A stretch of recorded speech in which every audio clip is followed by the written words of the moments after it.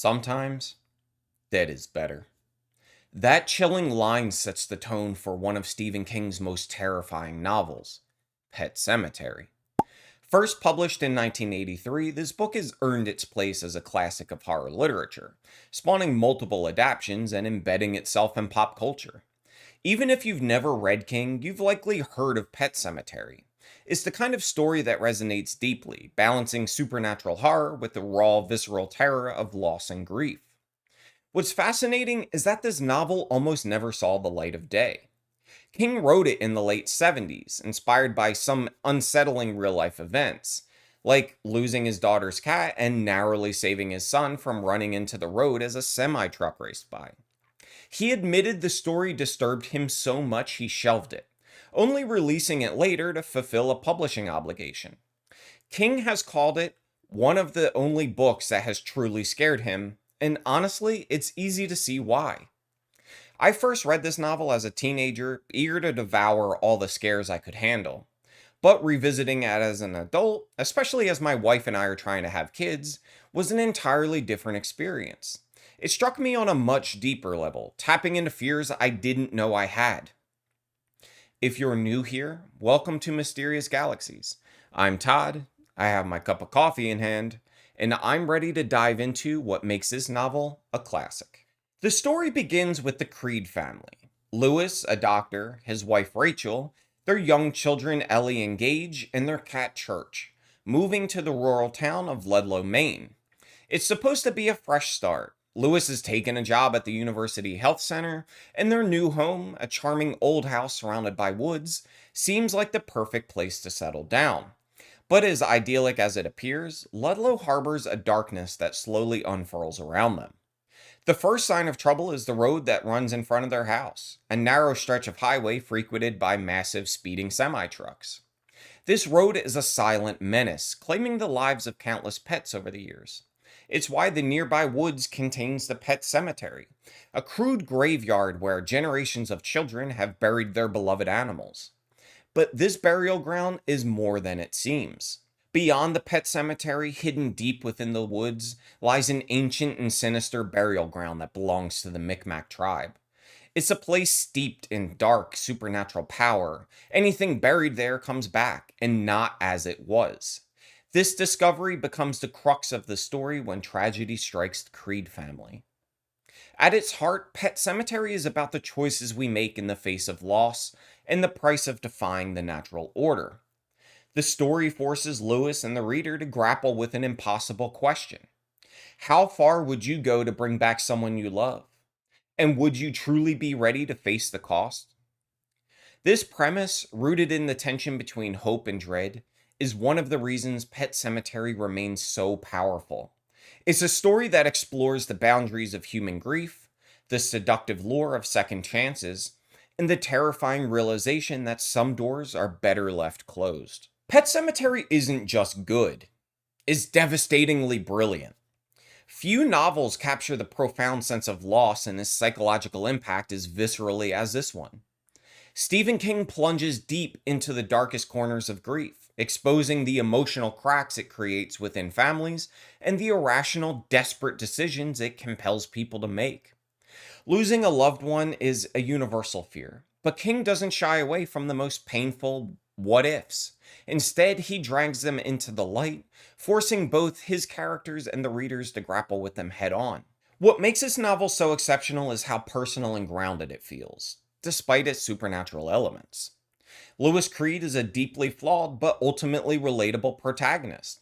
His descent into despair feels raw and real, and that's impossible not to empathize with him, even as he makes horrifying choices. King poses a harrowing question through Lewis's journey. If faced with the same unbearable loss, could you truly say you'd choose differently? King's writing here is razor sharp and sinister, blending moments of emotional vulnerability with a pervasive sense of dread. He juxtaposes the everyday, family dinners, bedtime routines, with the horrifying, creating a world that feels unnervingly familiar yet utterly unsettling. The prose is darkly poetic, especially when he describes the woods, the burial ground, and the creeping inevitability of tragedy. One of the novel's standout elements is its exploration of human relationships, particularly between the bond of Lewis and his elderly neighbor, Judd Crandall. Their friendship is heartfelt and authentic, adding layers of warmth to an otherwise bleak tale. But Judd's involvement in introducing Lewis to the burial grounds adds a haunting complexity. His well meaning advice inadvertently sets the story's tragic events in motion.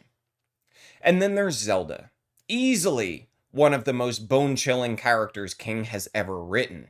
Zelda doesn't even need a single supernatural element to terrify. Rachel's memories of her sister, who suffered from spinal meningitis, are some of the book's most harrowing moments. Zelda embodies a deeply human fear, the helplessness of witnessing a loved one's suffering, and the guilt that lingers long after. For those who enjoy audiobooks, I have to call out that Pet Sematary is one of my all-time favorites, thanks to the incredible narration by Michael C. Hall. You probably know him as Dexter Morgan, but his performance here is phenomenal. Hall's depiction of each character brings the story to life in a way that feels almost cinematic.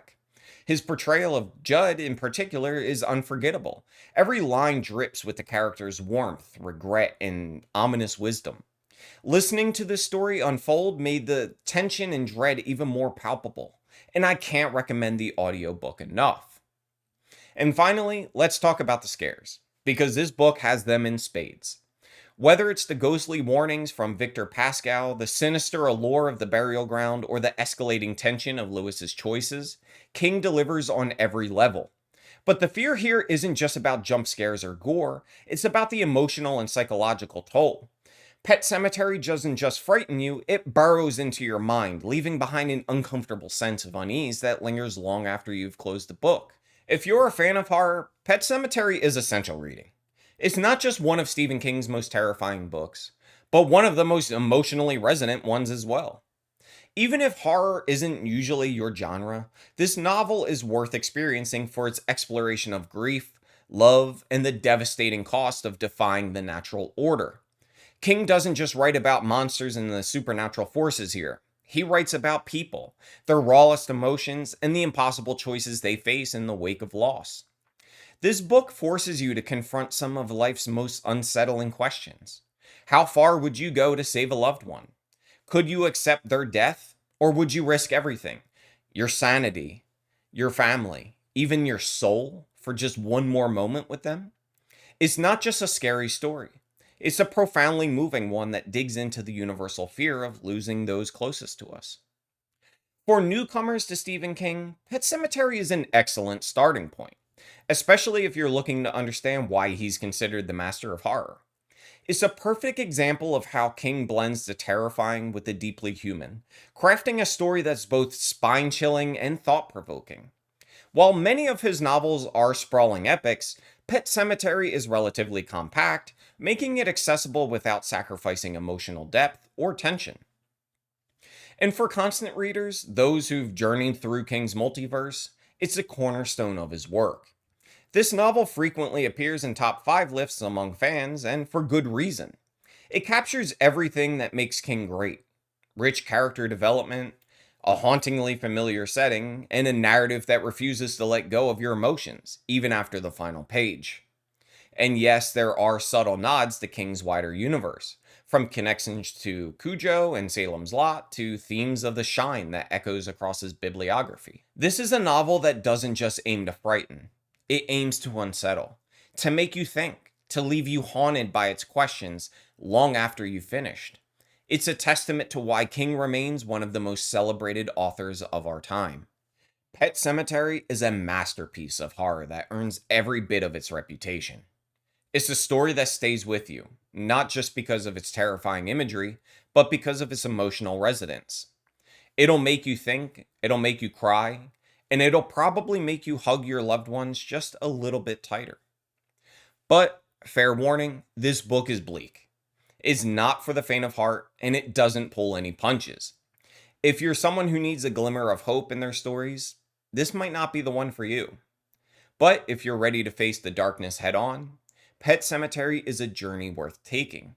Just remember, sometimes dead is better. If you enjoyed this video, don't forget to give it a thumbs up and share it with your friends, your family, and even your enemies. Just not the Wendigo.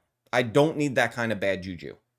And of course, if you haven't already, hit the subscribe button because every subscriber inches me one step closer to taking over the galaxies. Until next time, take care, keep reading, and I'll see you in the next one.